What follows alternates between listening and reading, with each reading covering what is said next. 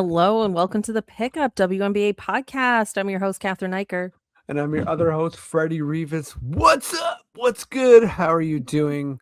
Thank you for watching and listening to our podcast. This is a very, very exciting time. We got a packed show. Follow us on all of our social media accounts at the Pickup WNBA podcast, Instagram, YouTube, TikTok. Those are the ones we're rocking with. Also, please like, subscribe, and tell your friends about our podcast. It's me and Cathryn were just saying it's a huge year. There's never a better time to get into women's basketball and the W than right now. Yeah, amen to that. Honestly, this is the best time to get into women's basketball. If you're late, this is the best time. Yeah, if you're not already in, now's good. But also, if you're a first-time listener, thanks for coming. Welcome.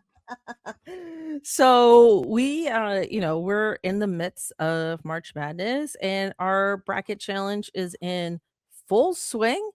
Thank you everyone for participating in it. I thought it'd be fun to just do a quick recap of where we're at so far. We got Kat and Bryce tied for first, baby. Shout out to them. Known to the pod. These are not known to the pod. These are not new fans. Okay, these are yeah. It was very, what like Drake was like, no new friends, blah blah blah. Anyways, we want new friends though. We do want new friends, but we hold the old friends near and dear. Listen, I'm in a 4-way tie for third.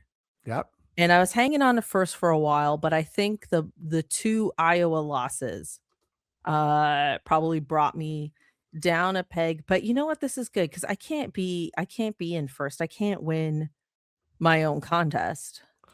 I also want to say shout out to Reese's Pieces because Reese's Pieces was in our W Fantasy League, which we will be doing again, by the way. Yep. So stay tuned for that. But love a good pun, love a good name. So they're back. Shout out to them. They almost won the league. Yes. Shout out to you, Reese's Pieces. Never change.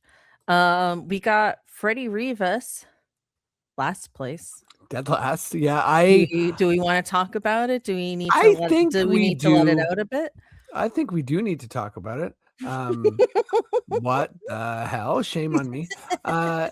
You obviously predicted. I feel like you probably predicted a few upsets that didn't happen. I predicted a bunch of upsets.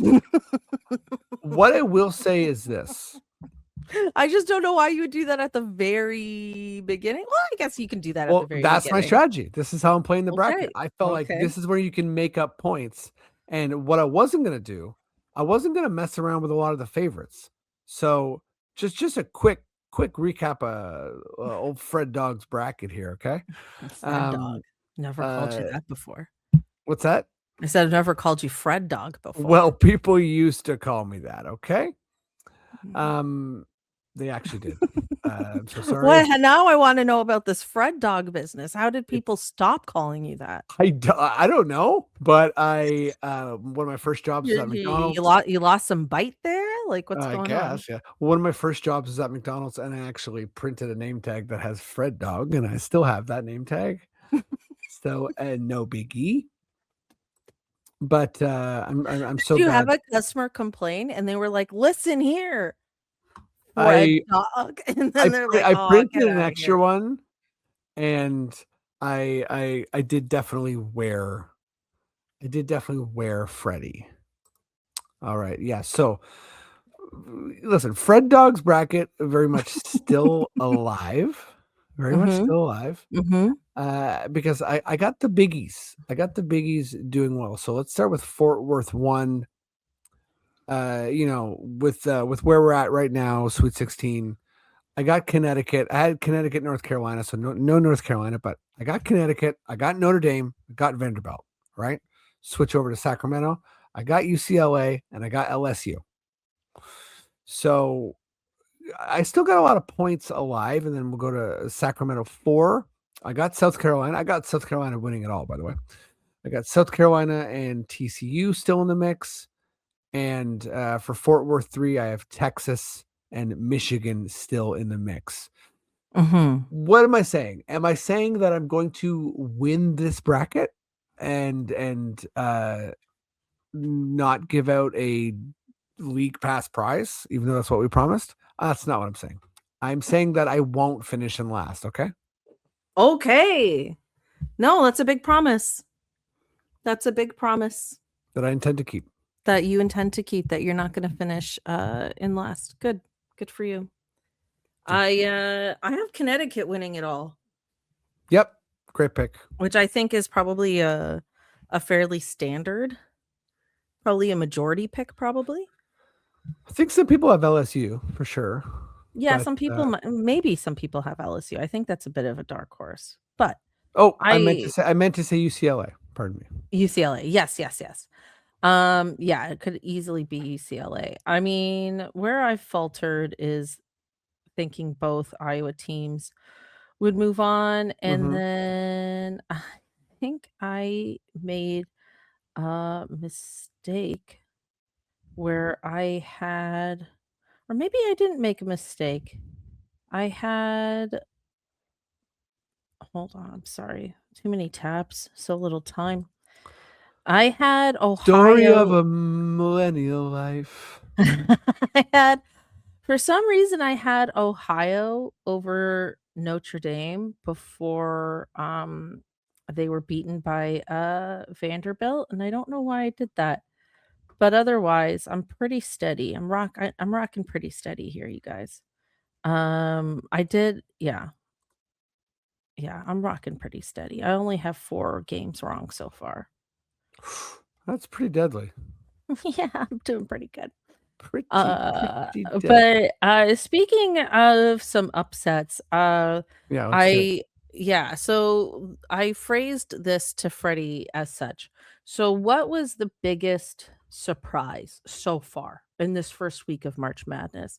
Was it, UConn and Azzi Fudd absolutely exploding at home, winning by, like, 50, or was it Virginia Tech's upset over Iowa?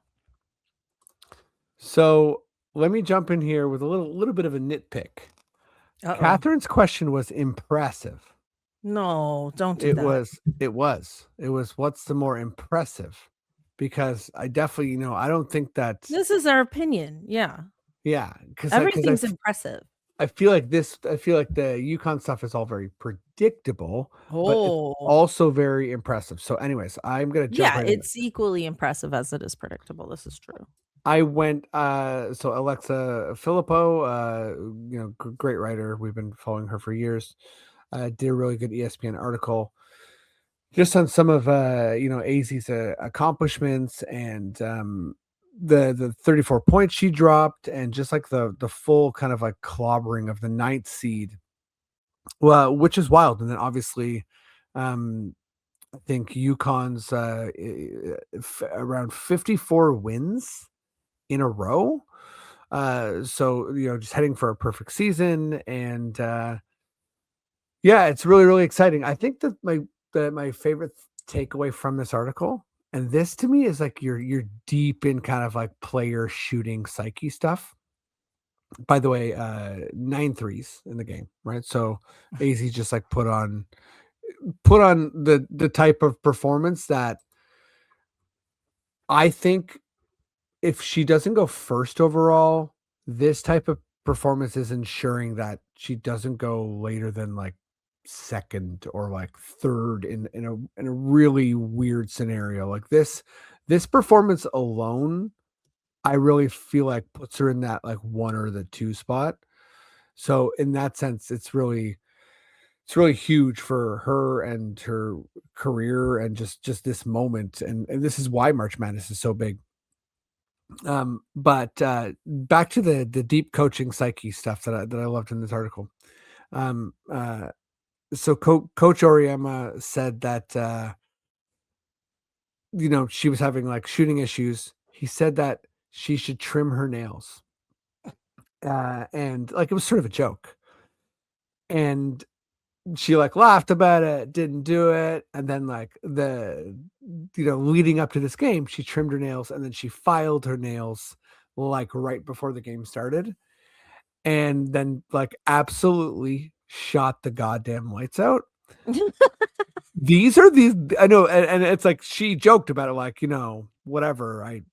It's probably not because of my nails, but I love that type of stuff. I love that Mhm, mhm. psychological stuff in sports because she's amazing. It's like she would destroy anyone we know with any type of nail situation going on, right? And I think moving the needle at this level does come down to these kind of like uh you know like I don't want to say mental games, but it does come down to these little No, moments it's where true, it's true.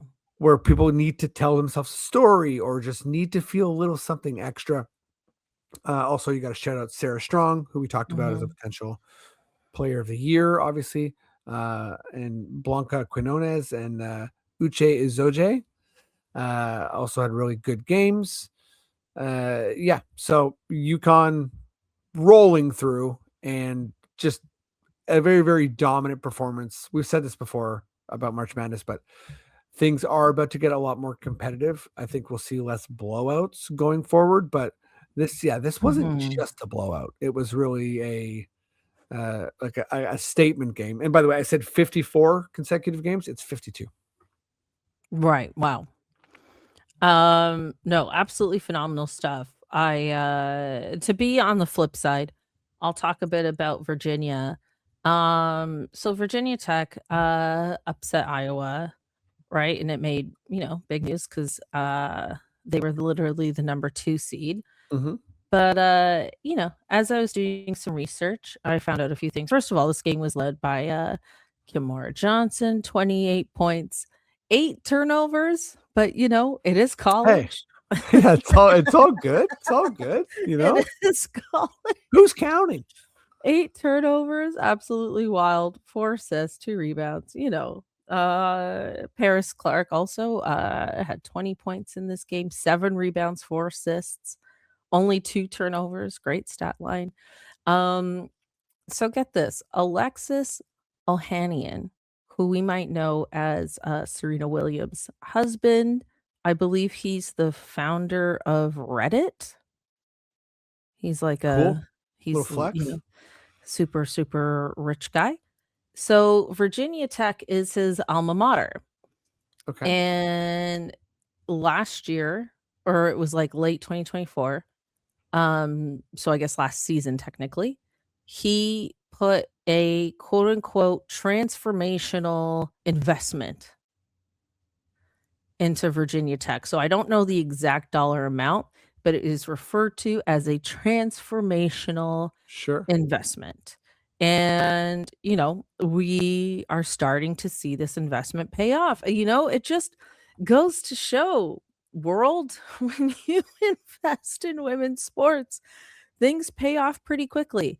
So that's really great to see, and I like that little wrinkle in this because, they were, a lot of people have been giving him credit for that, but then he is immediately like, "Hey, like, give these girls all the credit. They're putting in the work, blah blah blah."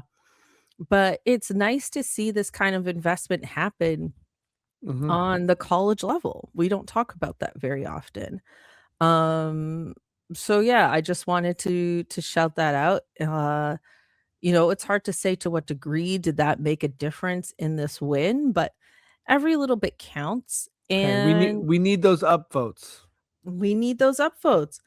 And then, while we're at it, because there's 2 Iowa teams. This kind of drives me crazy um about the NCAA because it's like, we gotta just differentiate these things. I know they all have team names, but nobody calls them by their team names.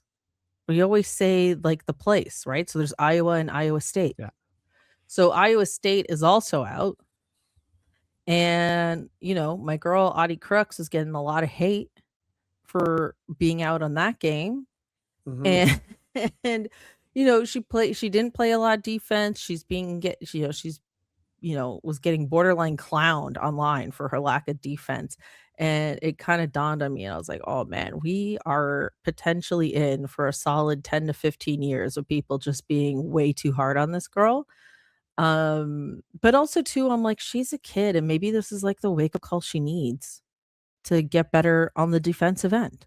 So I had to complain about both Iowa teams here, but it's fine. Yeah, and anytime this conversation comes up between me and you about college confusion, it is always a moment because most of our listeners are from the U.S. So where they our know. Canadian is showing. Yeah, yeah. Because all my family in the U.S. are like they just know, right? They just know. They We know got all. like That's what, why. 10 provinces? Yeah, look. We don't have enough schools for a bracket. Do you okay? realize how few capitals we had to memorize this game? Yeah. You all need a huge song to remember your capitals and states. Oh, yeah. We don't. Okay. If you can count to 10, you're basically there for the provinces. Yeah. And then you throw in some territories. Okay. Yeah. And there's only 3 of those. It's only 3 of those. And yeah, Is again, it 3 or 2? It's 3. It's 3. It is 3. Yeah. But see, so few. Well, yeah, thank you, Freddie, suffice it to say, we being do by not my side have. here. What's that? I said thank you for being on my side. Well, I got you. But yeah, suffice it to say, we don't have enough schools for a bracket of any kind. Now, you want to talk about curling, okay? That gets crazy. It doesn't. No It doesn't one get talks crazy. about curling. No one talks about curling. We It is don't more even fun. talk about curling. more fun. All right. So another thing I wanted to visit, because I thought this would be fun to do before we get into the crazy happenings of the W season and everything that is about to unfold. Yes. More on that next week. We'll be diving into expansion draft stuff. We have a date for that. It's April 3rd. So stay tuned for that. But I found a really fun, inside the WNBA's 8-day, 100-hour CBA marathon negotiations. So this is like a very in-depth sort of like what life was like while all of this was happening. Freddie, there's a lot here. I mean, there's like, we have the food runs, we have the everyone stopping to watch the Oscars. We've got everybody trying to watch FIBA at the same time. They were, they had larger rooms and then smaller breakout rooms and all this different stuff. This whole thing about the sandbox meetings, this quote unquote sandbox meetings, that just sounded stressful to me. I think it was stressful. Yeah, there were multiple quote unquote sandbox meetings. I can't even handle that. They're like, oh, but sandbox, it sounds so friendly. No. The second you take a childhood thing like that and you put it in a corporate setting, it's over. You've just ruined the sandbox. You know what I mean? 1,000%. And I feel like this is how Cathryn's laughing. I can't tell if you're laughing because I muted myself to cough, or if you're laughing No, I was sandbox. laughing just because there was a pause and then you were like 1,000%. Yeah. Oh, I can't. I can't. No, I we coughed.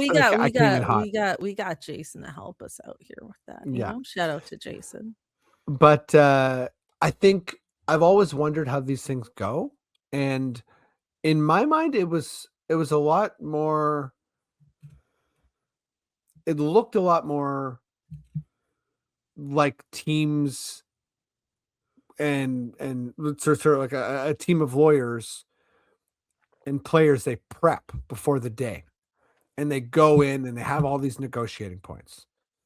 What I'm realizing from this article is that there's lots of meetings in a day. And then they go off in these sandbox meetings, these huddles. And anytime I've been involved with lawyers, that's what it's been like for me. Won't get into it, but I had a settlement a long time ago, and it was a lot of that bouncing back and forth. It was a lot of, okay, let me call this person and call you right back. Let me call this person. Let me call you right back. Like there's meetings within meetings. There's meetings within meetings. Like it's not as if you show up, you sit at the table and you hash it all out. and then also learning more about like what played out here. A lot was hashed out before these big meetings. What Mhm. wasn't hashed out was the revenue sharing and the housing. So those things were kind of really undecided, and I think that's where a lot of the intense negotiating happened. And it's also wild to read that at a certain point, the league and the players, or whoever made the call, but these could have went on all night, and people just sort of had to decide like, hey, let's all get some sleep and meet in the morning. Mhm. So I love that idea of a certain player just being like, hey, I'm tired and I'm done, so we need to meet in the morning. Well, I uh mean, your brain can only go for so long, right? yeah. Before everything just gets loopy. Hmm.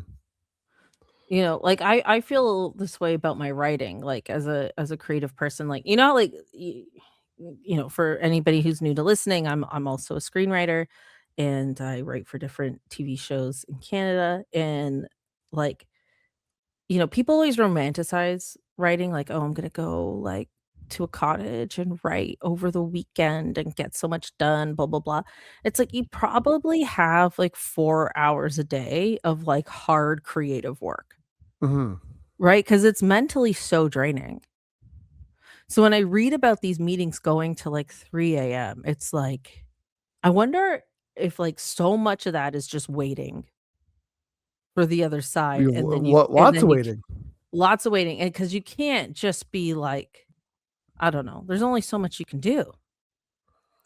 Yeah, another cool thing from this article, also, always trying to shout out the writer, Doug Feinberg, Yahoo Sports, and Yeah, really great job, very, very thorough with this yeah, one. and I think I was just reading the quote here. Um, yeah, so Alicia Clark Mhm. kept a journal of the 8 days uh, that they were discussing. All the goings on. So I would so love to read like the one player's perspective of this 8-day period. I think that's really, really You wanna cool. read her journal? I think I just said that, and I wanna walk it back. I wanna walk it back, but I as soon as I said it, I'm like, You "This mean consensually, you're not trying to spy. no, this is making me look all sorts of bad." But I think, it's fascinating to me, those internal thoughts We would love to about interview her and ask her questions about said journal. How about that? how about that? Yes. I would like her to publish that journal in a way that she feels comfortable and Imagine there's a responsible. whole book that comes out and it's just about the CBA. It could be a movie. Oh my god. Yeah, it's like, yeah, I don't know, 8 days. That would be a terrible movie. It could be a short film. Could be a short film. It could be a short film. Um, Freddie, is it FFQ time? It's FFQ time, and, sort of jumping off this article, Brianna Stewart brought some pastries, it was Alicia Clark's, job to get food, NECA delegated that to her, and so there's a bunch of late night food runs. Obviously, they're in New York. I've spent a decent amount of time in New York, but I'm not gonna pretend to know all of the best restaurants. But my question to you, Catherine, is NECA puts you in charge Mhm. of the late night food run. Mhm. And for the sake of this argument, it's like you just gotta go. You can't be like, well, what does everyone want? You know, she's like, go get food and come Mhm, back. mhm, Right. mhm, So mhm. that's the vibe. You're going to get food, you're coming back. And what's your approach? How are you doing this? What are you getting? So I have 2 options, as I Okay. tend to have. So my first option is to get Indian food because I love Indian food, but Yeah. also you can get like, you know, it's very family style. Yes. right? It's very easy to set up. It's very easy to get seconds, even thirds as the night goes on. You know what I mean? Stays good. We got and also too, because, I am half South Asian. This isn't like a butter chicken order. Right? Okay, I'm sorry. I mean, maybe I do get butter chicken just because it's, like, comfortable for It is people. tasty, but I hear you. Like, Yeah, so yeah, like, there's nothing wrong with it. Like, it's great. It's tasty, it exists for a reason. But, you gotta go with some other classics, like a biryani. So, like, you gotta do a chicken biryani. You gotta get some naan. You gotta get people love their saag paneer, which is great. I also love saag paneer, but I also love a mutter paneer, which is a tomato coconut style curry with the paneer, little cheese cubes, and some green peas. It's like my personal favorite. Okay. We got to get a whole spread of that, some rice, blah, blah, blah, do it up. And then the other option, Freddie, if there's just like unlimited budget. Okay. I have an unlimited budget option. And I went to a restaurant in Toronto, an Italian restaurant, where I had a great appetizer and a terrible main, okay. but the appetizer inspired this, and that is I had a donut, like a little Timbit, like a little Mhm. tiny fritter of a donut with caviar on top, and it was actually amazing. And if there's no budget, and or even better, if the owners are paying for the food, we're getting these caviar donuts. Okay, we're getting, like, multiples because it's an amuse-bouche, right? It's just like a little bite, but we gotta get a bunch of these caviar donuts, okay? The main that I had that was terrible was a carbonara. It was just, like, one of the worst carbonaras I've ever had. I I would rather make carbonara for everybody because I feel like I could do it better than this restaurant. I could even do it better on a catering level. I'm I just picturing, I cannot "Hey, handle Catherine, how go get bad. food." You just go to your own kitchen, You can you're whip like up a you're like, carbonara pretty quick, buddy. "Yeah, you can." Uh Like, carbonara is good. But, like, I just anyway, that's Your my that's quote what your quote in my head for the rest of the week is, this is "You my can int whip up a carbonara pretty quick, buddy." So, like, you gotta have different meals throughout the week, right? So, like, Indians one day, Italians another, there can be other varieties of things there, but, like, I'm going for a more aside from the extravagant donut caviar or whatever, I'm going for a more authentic Italian experience, which I feel like is possible in New York. I don't know if you can get I don't know if you can get any Uh good Italian in New York. That's not a great place for Italian. No, it's just like here, it's like they put all this, like, cream and they do too much parmesan, like, you can't even taste the guanciale, and half the time it's bacon and it's not guanciale, and it's just a disaster with the carbonara here, I can't handle it. But they deserve the best. They deserve the best. So, I, so there you go. I think you put in some good thought here, and you really sort of went, like, full meal plan. Yeah, yeah, I yeah, and of course, throw in some vegetables, these are athletes, you need some veggies, but I whatever, that's did not do boring. that. Uh-oh, I what did you went do? I went empanadas, and then I narrowed it down to Argentinian, because what I wanted to do was to get something like, this is a hotel, right? So I wanted to bring, like, just, like, a bunch of boxes of stuff. So a Mhm, bunch of empanadas, chimichurri, and then, maybe some yerba mhm. mate, some dulce de Mm. leche for some This sounds sweet drinks, fantastic.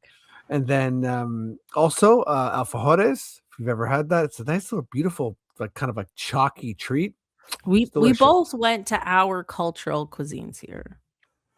Yeah, honestly, I'm half Nicaraguan. I bet you they do have good Nicaraguan in New York because it's New York, Mhm. but I don't know, like, Nicaraguan food is sort of like rice and beans and, like, chicken or steak, and, like, there's, like, naka tamale, which is like a sort of like a corn wrap, which is really, really good, but I feel like I don't know.